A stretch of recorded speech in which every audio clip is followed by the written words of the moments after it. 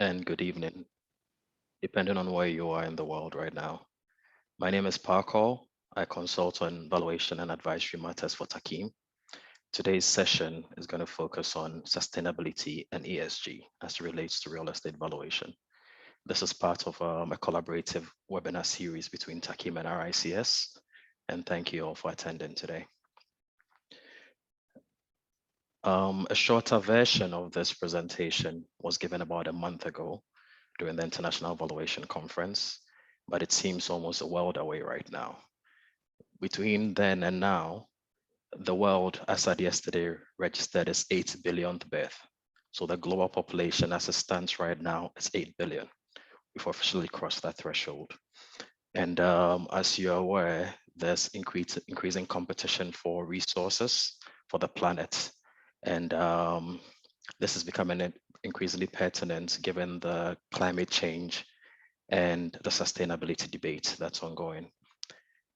Just to set some context and to give you some background. So the Paris Climate Accords, which was adopted by 196 countries during the Conference of the Parties 21 in Paris, became effective in 2016. The goal of that was to limit global warming to well below 2 degrees, preferably to 1.5 degrees below pre-industrial levels, ideally by 2050. I say ideally because there's still some debate on it. There was a lot of debate during the Conference of the Parties 26 in Glasgow last year, and there's ongoing debates at the 27th Conference of the Parties in Sharm el-Sheikh right now, where agreement is still being sought on hitting these targets. From these agreements, you have the Saudi Green Initiative, which was launched in 2021. And within that, there's a wider Middle East initiative, which was also launched as part of that. Currently at the Conference of the Parties in Sharm el-Sheikh, the Saudi Green Initiative is running parallel to that, where agreement is still being sought on a country-specific level, in addition to the wider global agreements that are being sought. Within these overarching frameworks, Taqiim, as a valuation practice organization, the RICS and other VPOs under the umbrella of the International Valuation Standards are also basically trying to provide guidance to the valuation profession as aligned with country-specific sustainability agendas. In the case of KSA, aligned with the KSA sustainability agenda and the wider Vision 2030 framework. Some caveats before we continue. ESG, by definition, is a broad topic, and it has 3 major strands, the E, the S, and the G, environmental, social, and governance.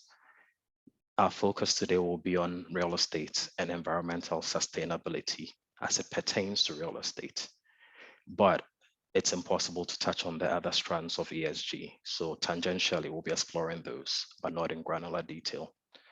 For additional detail, as it relates to real estate, Taqiim has a module and a guidance manual, sustainability and ESG in real estate.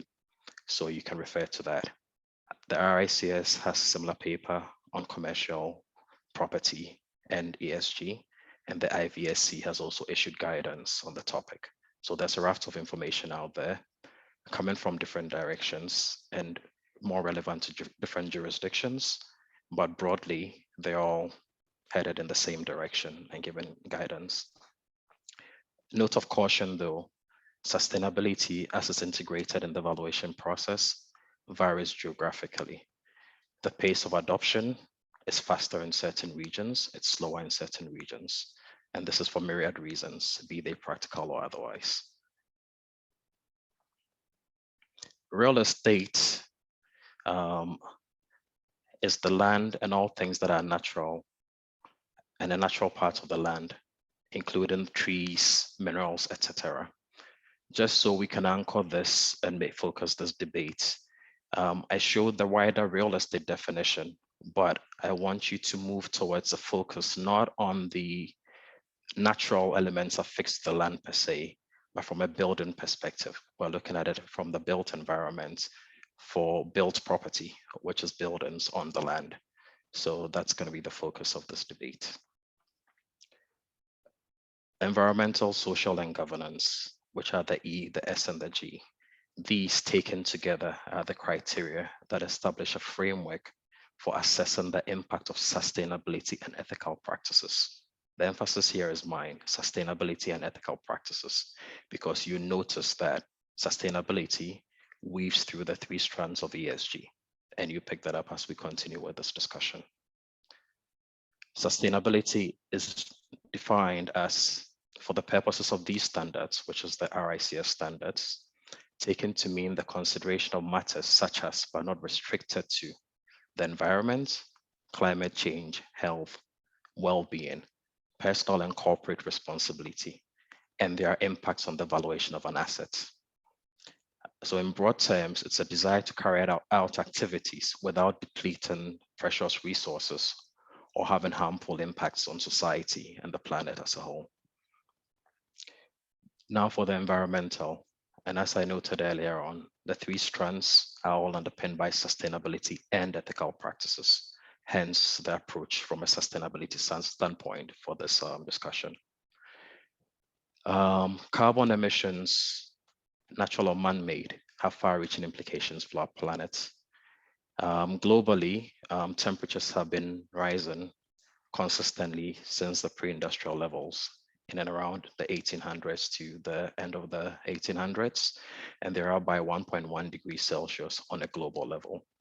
Saudi Arabia led a study recently in the run-up to the Conference of the Parties last year, COP26 in Glasgow, where it showed that local temperatures within the kingdom are up by 2.5 degrees Celsius since the late 1970s. Once again, you can see the pace of change accelerated more so in certain regions of the world than in other regions of the world. But needless to say, the planet is a shared resource for all of us, and the impacts in one area may have a disproportionate effect on populations elsewhere. So in Saudi Arabia, for instance, you look at the impacts of these rising temperatures. There's increased heat stress on the population. The Hajj and religious pilgrimage, which is a key anchor of the kingdom, is being impacted and will continue to be impacted because a lot of pilgrims, especially during the summer months where the Hajj tends to regularly pray and sleep in the open air. So there are heat stresses to people. Wider implications include vector-borne diseases such as dengue fever and malaria as temperatures continue to rise around the globe, and respiratory illnesses due to poor air quality, asthma, bronchitis, etc. Pertinently, there are threats to water supply, and in this region especially, we all know the impacts of scarce water, where a lot of water, over 60% is through desalination plants and deep wells and reservoirs which are dug up to provide water. And then there's increasing impacts on the crop yields. You look at the record-breaking droughts that happened across most of the globe last year into this year. For most of Europe, it recorded once in 500-year temperatures, the highest ever. By some estimates, once in 1,000-year temperatures. The UK broke through 40 degrees Celsius only this past summer. And this had a direct impact in Spain, in Southern Europe and other places on food supply and food security, olive oil, sunflower oil production, etc. On the social side, we're going to be focusing from a real estate perspective once again on the social implications, properly designed user-friendly spaces, things that are done to enhance and promote employee well-being, including access to natural light in buildings, proper ventilation, low carbon emissions for buildings, provision of childcare on site, etc. And within the social strand, there's the social value debate. So I have two definitions for that in here. There's a succinct one, which comes from a joint paper that was written by Ricks and Symmetrica Jacobs, which basically defines social value as the impacts that an intervention, policy, or project has on society, and the value that these impacts have, be they positive or be they negative. This is an important distinction because it's not all social interventions from projects or from real estate developments that have a positive impact. sometimes they have negative impacts, and it's important as valuers to measure the positive and the negative and how they impact on valuations. But IVSC also defines social value to include the social benefits that flow to asset users. That's social investment to the direct asset users, and the wider financial and non-financial impacts, including the well-being of individuals and communities. Once again, note the impact, social capital and the environment that flow to non-asset users. So businesses, corporations, individuals may take a decision that may be in their interest, be it financial or otherwise, but this may have far-reaching implications on wider society. The governance side, as I touched on earlier on, the overarching agreement is the Paris Agreement. From that, you have country-specific targets, including the Saudi Green Initiative, and then you have the wider Middle East Green Initiative, which I mentioned earlier on. The SGI, it aims to improve air quality, reduce sandstorms, combat desertification, and lower temperatures in adjacent areas. That is the overarching aim of the SGI, to basically move the kingdom increasingly on its journey towards a circular carbon economy, where the impacts are recognized of the carbon footprint, and actively the kingdom moves towards mitigating these through different initiatives that are being introduced. For the kingdom, you look at Riyadh specifically, there's a plan to more than double the population of Riyadh within the next 7 to 8 years, moving from approximately 8.5 billion or 8 billion-ish, 8 million to about 16 million, by some estimates up to 20 million over the next few years. This will have far-reaching implications as there's more traffic, more vehicular pollution, etc., and also more of a heat signature as more buildings come into play to house the increased population. But the kingdom is working actively to combat these factors through mitigation strategies. There's a Riyadh Green project where we're looking to basically plant about 6 million trees, close to 7 million actually. These are basically meant to offset the heat signatures that are emitted. There are going to be more green spaces in the kingdom, and a lot of the newer projects have a sustainability thread woven through them, so that buildings are more user-friendly and more energy efficient. Taqiim provides guidance, RICS provides guidance, IVS also provides some guidance, all on the sustainability agenda, in addition to other country-specific VPUs, depending on where you may be. So I encourage you to look at this guidance and let it inform your evaluation process. Saudi Arabia, like I mentioned, is partway through the Vision 2030 journey, which is a unique transformative economic and social reform blueprint that is opening up Saudi Arabia to the world. Note the focus on economic sustainability and then also on the social side of things. So yes, they can go hand in hand. There's an argument to be made that as economies and as countries move towards greater energy efficiency and strengthen and buttress their sustainability drive, it will also reap economic benefits and economic sustainability for businesses and for countries. Key planks under the Vision 2030 drive include the following, where Saudi launched the Vision 2030 initiative through His Royal Highness the Crown Prince back in 2016. There's been a National Renewable Energy Program. Saudi has joined the International Solar Alliance. There's a Green Riyadh project, which I talked about. The wider project under Saudi Green Initiative is to plant 10 billion trees. That's the wider project. For Riyadh specifically, we're talking in the region of 7 million trees.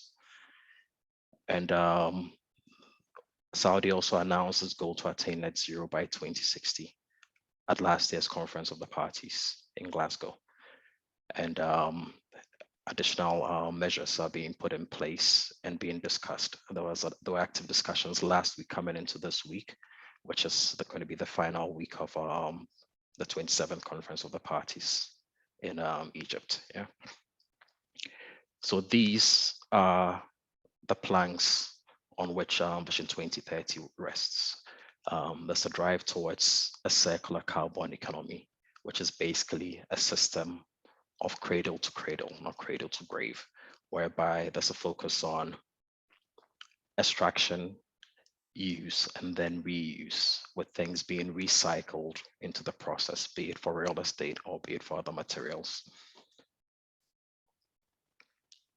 There's a rich cultural history in the kingdom where you just only need to take a drive around or to visit parts of the kingdom to notice this. So traditionally, building designs and materials were dictated by the climate, by the geography, and also by the resource availability. So in central Saudi Arabia, where Riyadh is, you will note that there's a lot of clay used in construction. This is basically based on its availability, its ready availability. It's a fairly cheap resource, its malleability, and its insulating qualities. Western Saudi Arabia tends to focus more on stone and red brick. And when you go towards Jeddah, coral from the Red Sea has been used for projects in the past. And also increasingly, it's being turned to as a resource towards the future, as part of conservation and as part of energy efficiency. Saudi has a number of locations on the UNESCO World Heritage List. These include Al Deira and then Al Asa Oasis. You can see examples of the materials I was talking about as you look around these projects from a sustainability standpoint. Al Deira, Al Hijr, which is in Al Lula, it's also a historic location. It is quite similar to Petra in Jordan, but this is on a really large scope and a large scale. And you can see the materials that were being used from time immemorial in terms of construction. And then there's this historic Jeddah, the gateway to Makkah, also a UNESCO World Heritage Site. The next slide shows Al Masmak Fortress, which is integral to the history of the modern Kingdom of Saudi Arabia. It is the birthplace of the modern empire, from where King Abdulaziz consolidated the different regions of the kingdom, and modern Saudi Arabia was founded. As you can see, I was talking about financial sustainability earlier on. So yes, we do talk about sustainability, not just from a tree hugger perspective in terms of protecting the environment at all costs, but when it's done considerately, it can actually reap financial dividends. So the Journey to Time Master Plan, the Al Lula Development Project I touched on earlier on, will create 38,000 jobs by the time it's done. The goal is to attract 2 million visitors a year and also expand the population of the area to 130,000. And this will contribute $32 billion to the kingdom's economy once the project comes to fruition. So there are real gains to be made from a sustainability agenda, be it on a nationwide level or be it on a global level. New Saudi architects, the younger generation of architects, are increasingly turning back to these traditional influences and using them in new projects. Key among these projects, the Giga projects, which are part of Vision 2030, are NEOM, which is basically meant to embody the future of innovation in business, and it's practically a living laboratory. It's forward-facing, it is sustainable, and it's a really large project which is underway right now. Ground has been broken, construction has started. The Red Sea Development Project, once again, has a focus on sustainability credentials, preserving the coral in the Red Sea, and the designs, as you can note, are influenced by coral. So the picture you see right there is the Sir Norman Foster designed part of the hospitality assets that are on offer. And you can see the coral influences in the design. This project is already far on the way. There will be soft openings at the end of this year, going into the start of 2023. So these projects are already gaining traction. And interestingly, from a valuation perspective, all these assets will need to be valued, be it for insurable value, be it for mark-to-market net asset values, be it for financial reporting. So it places an onus on the valuers in the kingdom and valuers who are looking to operate in the kingdom to basically recognize the sustainability credentials that are required to value these assets. In addition to these projects, like I touched on earlier on, there's the Riyadh Green project, and there are a raft of other projects all under the Vision 2030 umbrella, which are at various stages of completion. And these, in terms of their combined value, will run into hundreds of billions of US dollars and hundreds of billions of Saudi riyals. Valuation considerations, which for most of you becomes the most relevant part, because the focus of this, once again, is real estate valuations from a sustainability standpoint. In simple terms, the valuation considerations, broadly speaking, are the same.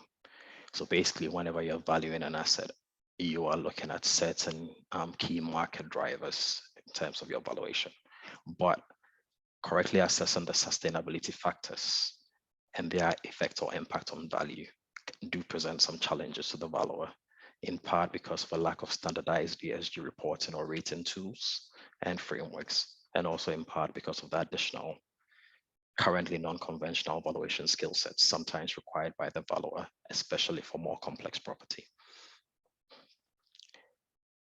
So these are the considerations.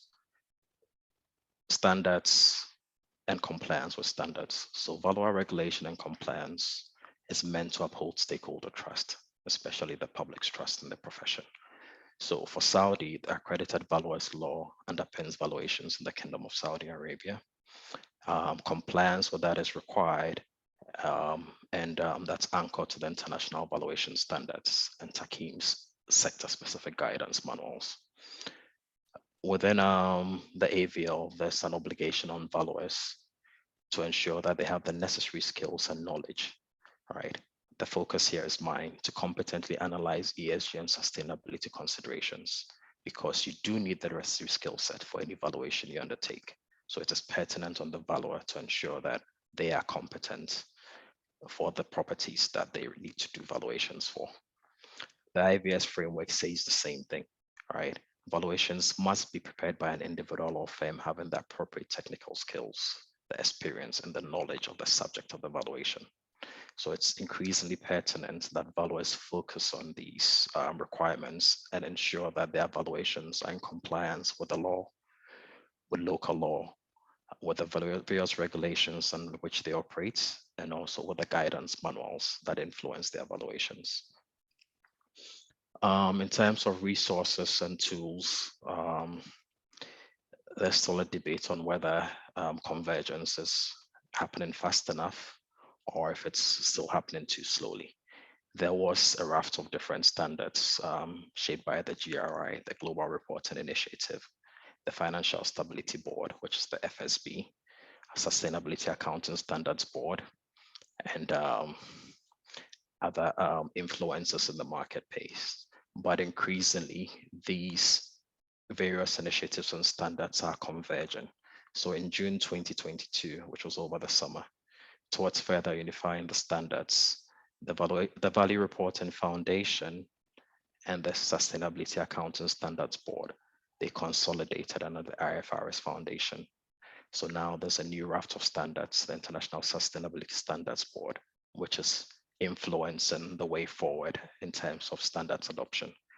But while full convergence was being waited on and also running in parallel to that, you have a lot of private data aggregators and artificial intelligence firms which are providing information to help valuers. These include Datamaran, RepRisk, Arabesque, and you have the more traditional market players, including Bloomberg ESG and Reuters, which also provide information on ESG and how to factor those into the valuation process. But once again, like I was saying earlier on, too much data from competing sources can create an issue with standardization, because not all assets are being measured to the same standard or being rated to the same standard. So it becomes hard for the real estate valuer to focus on this. And especially since a lot of these standards and ratings are on an entity-wide level as opposed to on the individual asset level, it poses unique challenges for the real estate valuer. But there are tools to help you with this. So specific to real estate, there are international rating tools, including BREEAM, LEED, and the GRESB. BREEAM is UK-centric, but it also has an international component to it. LEED is US-centric by the US Green Building Council. Once again, it's used internationally depending on where your client may be based and the multinational nature of their reporting, since they look out for standardization. And the GRESB is Dutch specific, which is from the Netherlands. On a local level, we're going to focus on more regional and Saudi specific tools that will help you in terms of rating and assessing buildings and finding common ground in terms of their comparability when it gets to doing your evaluation. So you can compare as much as possible, like with like. Mostadam is a suite of Saudi standards, and it's a green building rating resource. So this suite of standards focuses on the conformity of the building to environmental sustainability standards. This is mostly for existing buildings and also for the buildings over the course of their use and for new buildings. For new developments and for assets under construction, the focus becomes the Saudi Green Building Code, SBC 1001, which is part of the Saudi building codes. There are a raft of them, but this focuses on building construction and assets under construction from a green standpoint. These two, Mostadam and the Saudi Green Building Code, are integrated, and they in turn are anchored to the ESG goals and objectives contained in Saudi Vision 2030. And you see that intersection as we continue with this discussion. So you look at figure 1, it shows you the relationship between Vision 2030 and Mostadam. And as you can see, they are the central planks of the Vision 2030 agenda, which is a thriving economy, economic sustainability, and then also a focus on a vibrant society and an ambitious nation. In and around that, you look at the outer circles and you notice the focus on the heritage and culture of the kingdom. You know, the focus on walkable public realms, which ties into the social and the environmental aspects of what we're discussing, renewable energy, and improve local amenities and facilities for the people of the kingdom. So Mostadam fits within the wider Vision 2030 and ensures that these are being examined as it pertains to buildings and how they're rated. There are two bits of Mostadam for commercial buildings and also for residential buildings. And the push is they're designed to go beyond the minimum requirements of the Saudi Green Building Code. So from a rating standpoint, the focus is on how green a building is, from a base rating of green all the way up to a diamond rating for properties which tick all the boxes when it gets to the sustainability agenda and its minimalist carbon footprint. The Saudi Green Building Code and Mostadam are also integrated, like I mentioned. So there's a tie-in to Vision 2030, and then there's a tie-in to the Green Building Code and to Mostadam. Once again, you look at the schematic on there. The central plank focuses on the building's fabric, and then also focuses on the mechanical and the electrical installations, which basically together influence the building's energy efficiency. In and around that, the outer circles focus on the comfort, which is the social elements, the water provision and water usage, and the waste credentials of the building. It's renewable energy, once again, energy efficiency, the indoor air quality, which has an impact on the social requirements for people, heating, ventilation, air conditioning, etc. So the rating system is measuring for all these. They are not that different from, say, BREEAM or from Estidama, which is used in the UAE. The drive is all in the same direction, but how to use them and how they do the specific measurements vary, but the end goal is the same as the agenda and the drive for sustainability increases. This is the rating system I was talking about. So it's based on a series of points, which together add up to a green rating, all the way up to a diamond rating, depending on the building and its credentials. Now, a note on building conservation. It's always been an interesting topic because you find opposing schools of thought on this. The ability to preserve or the requirement to preserve at all costs. And on the opposing side of it, about the fact that it may be more efficient to raise down buildings and put up new structures from a commercial standpoint. A balance can be found between the two. As you can see from this project, which is historic Jeddah.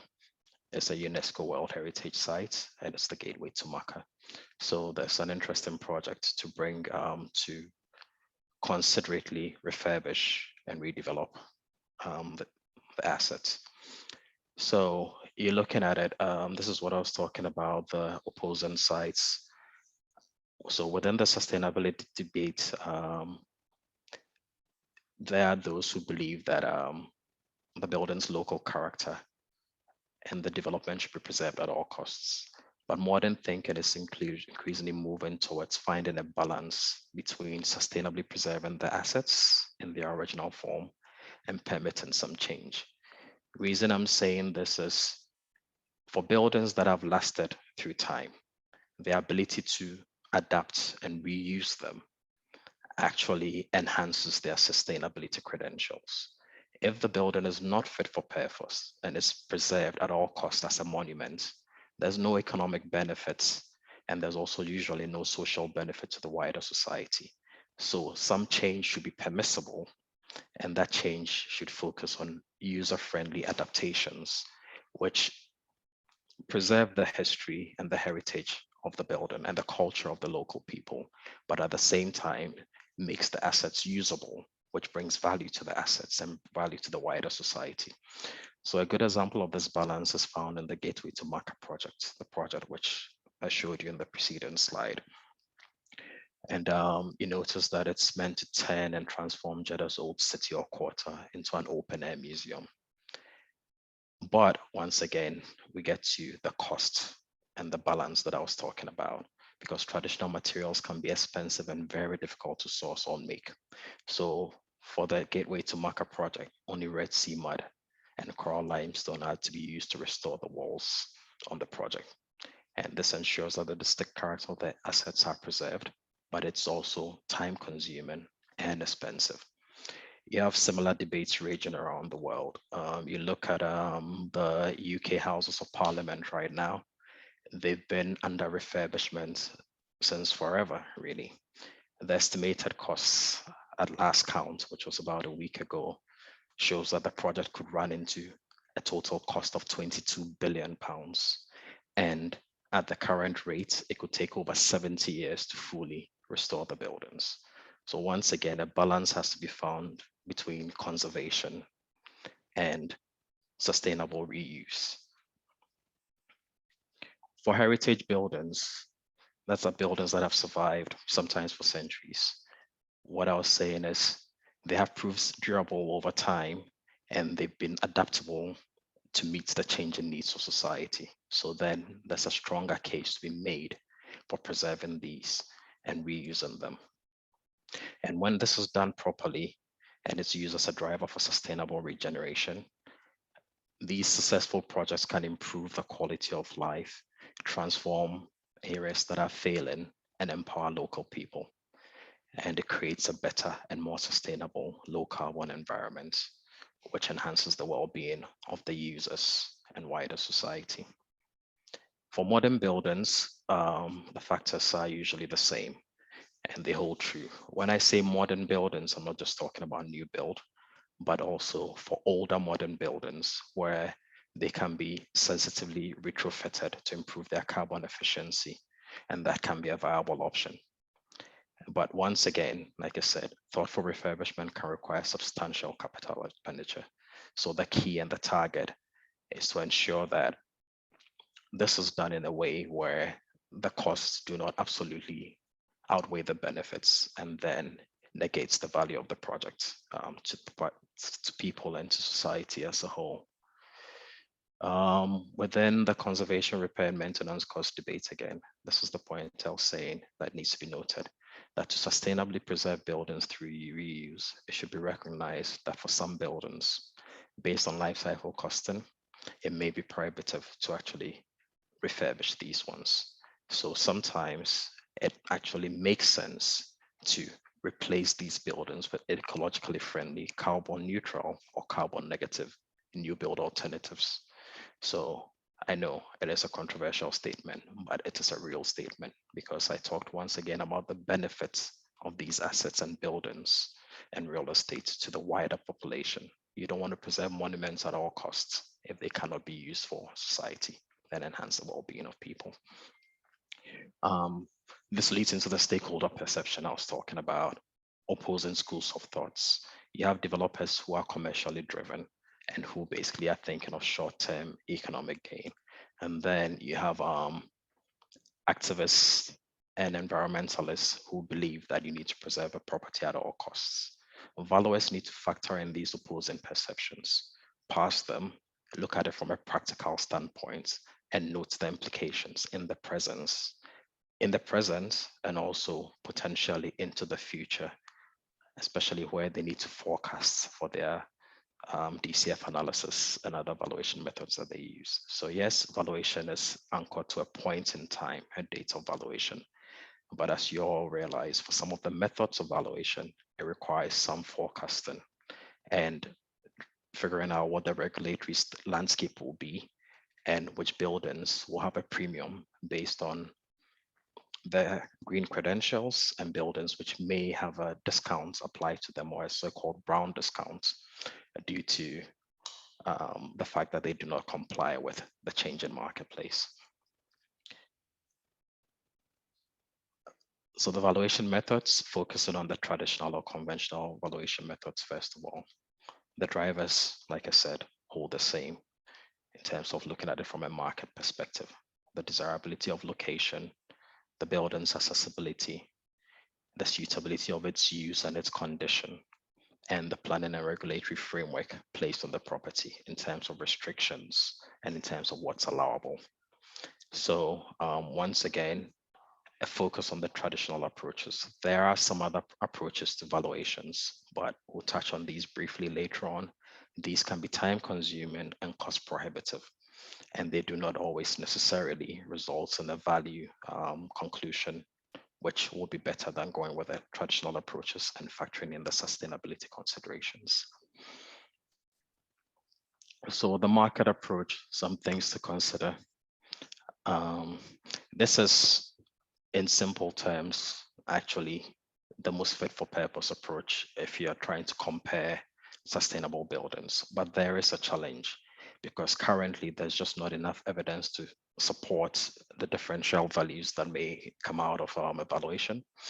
The RICS notes this, the IVSC notes this, and Taqiim also notes this, and all their different guidance and manuals. It's just basically based on the simple fact that there's a challenge, which is until such a time as most of these properties, be they commercial or residential, have been measured and scored using standardized criteria in terms of sustainability scoring tools, be it Mostadam, be it Estadama, be it BREEAM, or be it LEED. A true basis for comparison becomes challenging. So it's hard for valuers to see these as true comparables and use them for their valuation analysis. The cost approach, yes, there is some debate on whether this is a method of first resort or a method of last resort. In most cases, yes, focus more on the market-derived approaches, the market approach and the income approach. But in some cases, it is the only approach that you can use for your analysis, especially when the buildings or the assets are truly unique and there's no recognizable income stream to analyze or no market or comparables for the property. Also, when you use the other approaches, be they the cost, the market approach or the income approach, the cost approach is still useful. because you need to be able to cost up what it would require to retrofit or refurbish the property in terms of reducing its carbon footprint. The challenge, once again, lies in the fact that you need a unique skill set. Some valuers have it. Some valuers can also turn to third parties to help them with this estimation, be they cost consultants, building surveyors, etc. Because you need to be able to estimate the building in terms of what is cost of replacement or replacement cost as new is. And that can pose a bit of a challenge to valuers.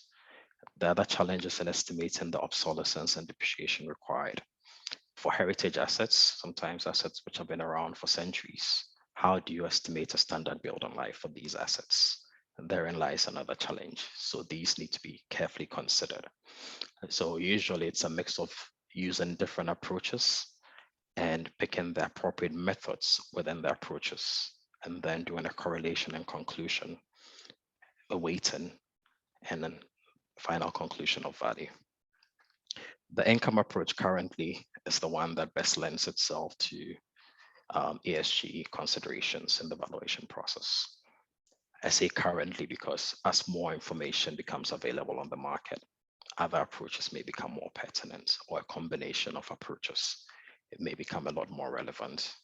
So specific to sustainability, discounted cash flows allow you to do a more granular analysis, more so than the simplistic direct capitalization approach, because this allows you to properly forecast future income streams, allowing for the risks associated with different aspects of that forecast, right? And analyzing it appropriately. Inputs in the DCF analysis are the same for general property as they are for ESG value considerations, but you need to approach them through an environmental sustainability and governance lens, and also the social aspects of the property. So you're looking at income streams or the rents. Is it a green premium versus a brown discount? This is usually determined by the market. For properties which have better green credentials, you do find that investors and occupiers prefer these properties to properties which have a brown discount associated with them. In simple terms, owners will, chances are, incur more costs, and also the comfort of the building and the work required to bring it up to standard may actually depress its values in the marketplace. Vacancy and collection loss, this is stemming directly from the income streams I was talking about. It's more likely that you have high demand for buildings with good credentials. It's always been the case if you look at how prime properties have been rated or ranked in any marketplace. There's a focus on newer, more efficient, and better. All right, so there's higher demand from occupiers for buildings which actually meet the sustainability criteria, and there will be a low demand for buildings which do not meet this criteria. Operating expenses, in the long run, especially based on life cycle costing, green buildings usually cost less to operate than buildings which are just not energy efficient. From a CapEx standpoint, once again, it's about doing the minimum to meet requirements within your jurisdiction in terms of what you spend on the property, or basically going ahead of the curve, anticipating the market demands and bringing older properties up to speed. This can also be considered at the start of the process to ensure that the buildings are more cost effective and greener. On the other hand, the market will also tend to penalize those who play catch up, because as the laws and the regulatory requirements get stronger from country to country and in the region, it is coming, right? What's going to happen is the market, through occupiers and those who want to invest in your property, will penalize assets which are less energy efficient, and also through a regulatory landscape, if the building components, be the mechanical and electrical installations, are not up to the standards required, once again, there'll be a penalization on the asset. In terms of determining your cap rate, I talked about the fact that DCF analysis is forward-looking and it needs to reflect the regulatory landscape. So once again, where the ESG scores of the property are higher, they'll be seen as lower risk. And this has a direct influence on the cap rate across the different property asset classes. In terms of your discount rate, once again, as you price in risk, you note that lower rated buildings will reflect a higher discount rate and vice versa.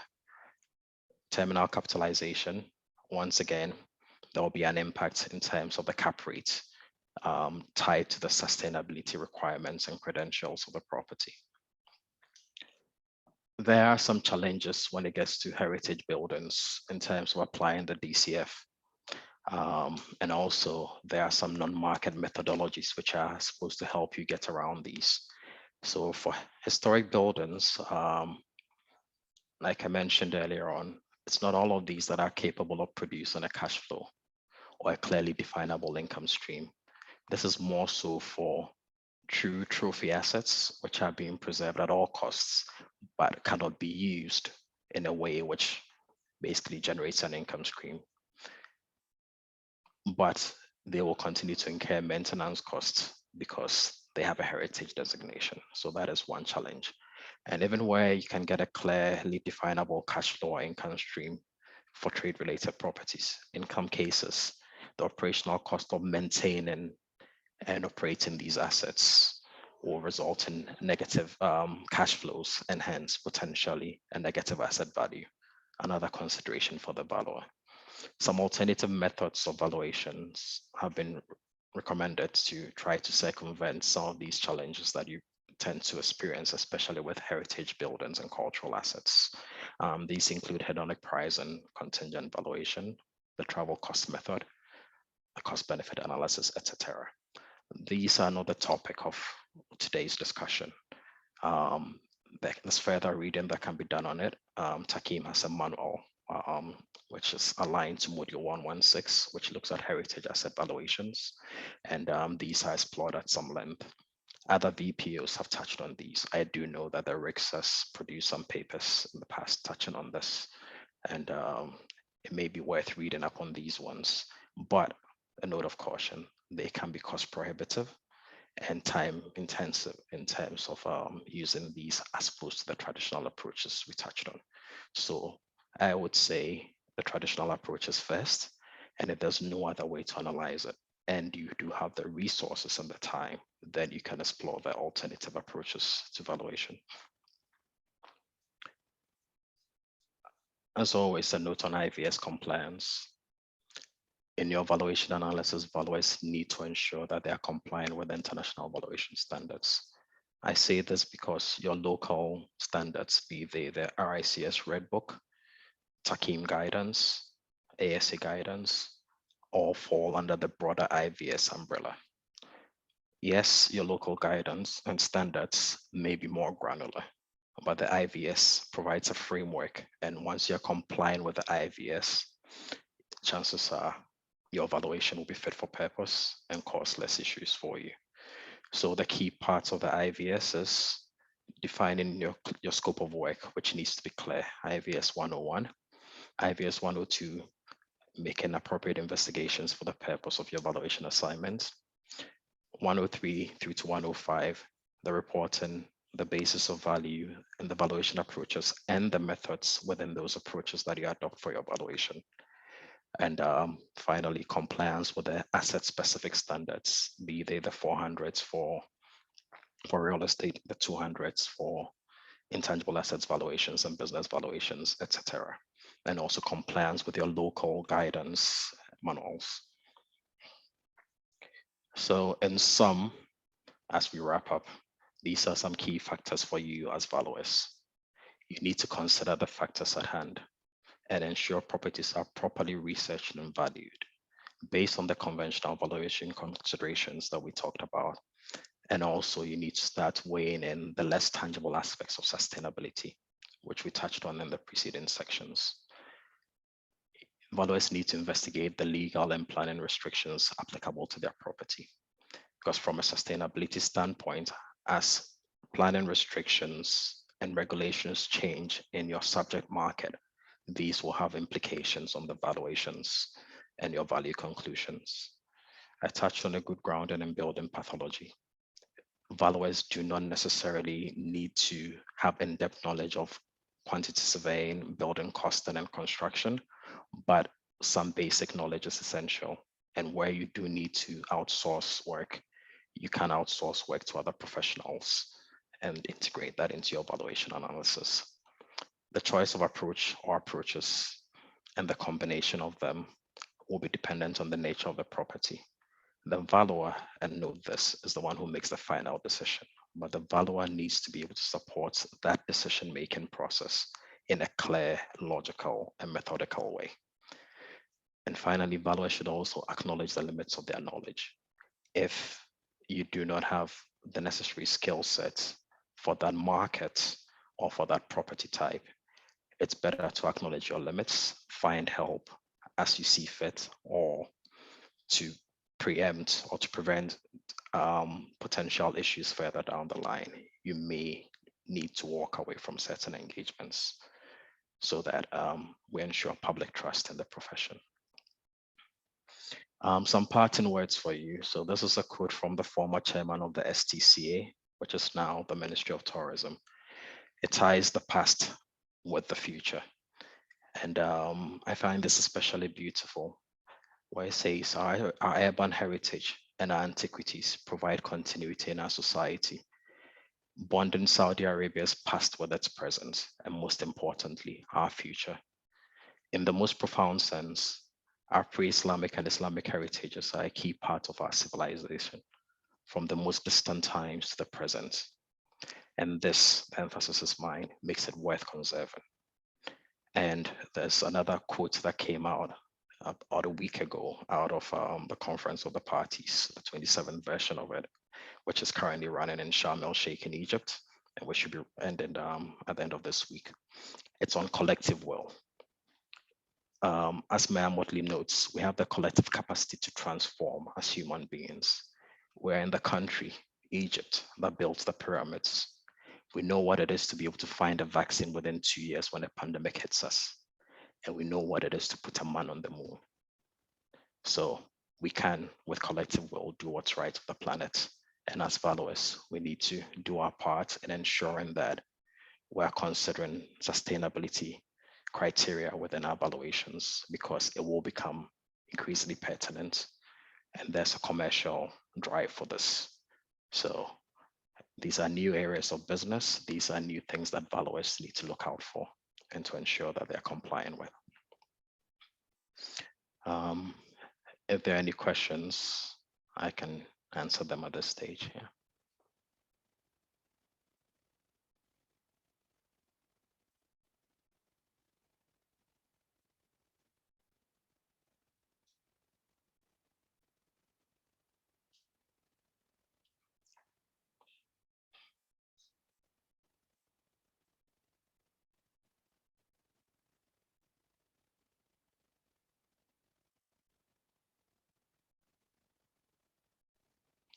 I don't see any questions. So if there are no questions, then I'll give it a couple of minutes for questions, or we can end this session.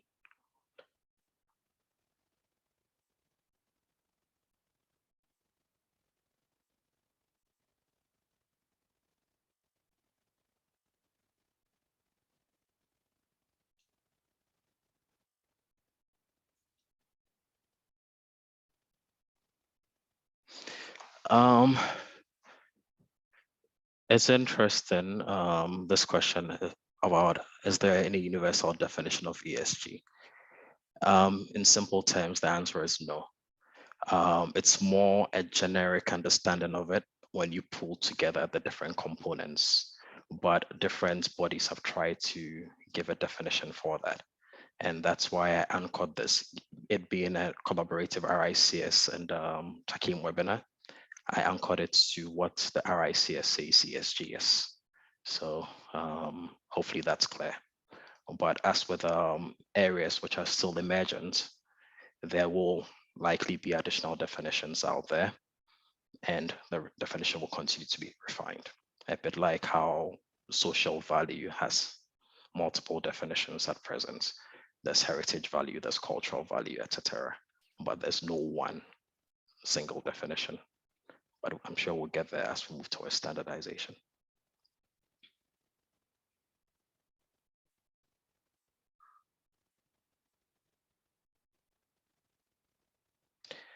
In terms of a copy of the presentation, yes, I believe you should be able to get a copy either through the RICS website. I know RICS will post presentation once this is completed. And I also believe that Taqiim will make this available to its members.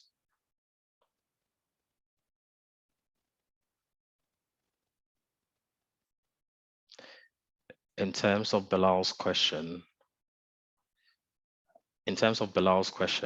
are there any ESG ratings of valuation that valuers must consider?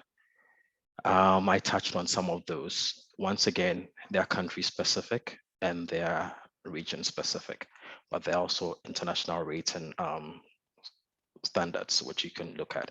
So when you're doing work for a multinational, or depending on what your client requires, it may be relevant to know more of the international ones such as LEED and BREEAM, but locally for Saudi, there's Mostadam, which is basically rating and assessing the buildings from a sustainability standpoint. As more buildings come on track, as the stock of real estate assets in the kingdom continue to grow, most of these new buildings, based on the requirement of the Saudi Green Building Code and Mostadam, will be rated. So that makes it easier. For historical and for older buildings, once again, that's what I was touching on. There's just not enough buildings that are rated in most parts of the world at present to allow that ease of comparison. Hence, punting towards the income approach, and specifically within that, the discounted cash flow approach to better consider these factors.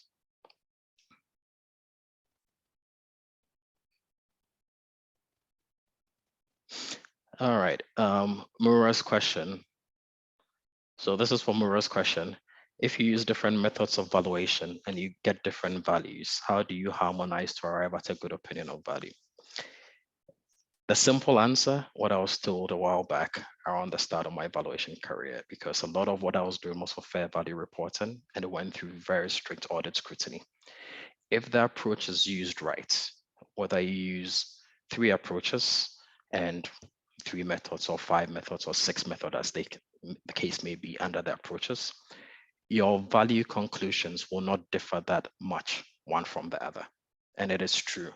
A lot of people will say there's a hierarchy, you use the market approach properly and you go use the cost approach, you get very different conclusions of value. I don't believe so. If you consider all the factors properly, including the market-derived factors that feed into the cost approach, your values should not be that far apart. And once you finish doing that, there's a simple tool that valuers are required to use. It's a requirement of the IVS right now. You need to weight your valuation conclusions based on the different approaches. And then once you do that weighting, you can conclude a value.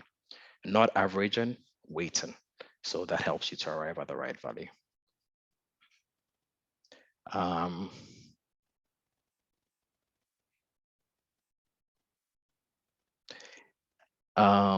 In terms of Abdul Khaled's question, I'm trying to understand it here. As in, can you apply ESG as an adjustment in valuation reports? I would say yes. In terms of what percentage to apply, that is not a question I'm going to answer because once again, real estate is unique. You need to look at your subject property through the market lens. And then once you assemble your comparables, aggregate them and adjust them, you should be able to figure out what penalty or premium you want to apply in terms of its ESG credentials and its rating. So there's no standardized percentage to apply.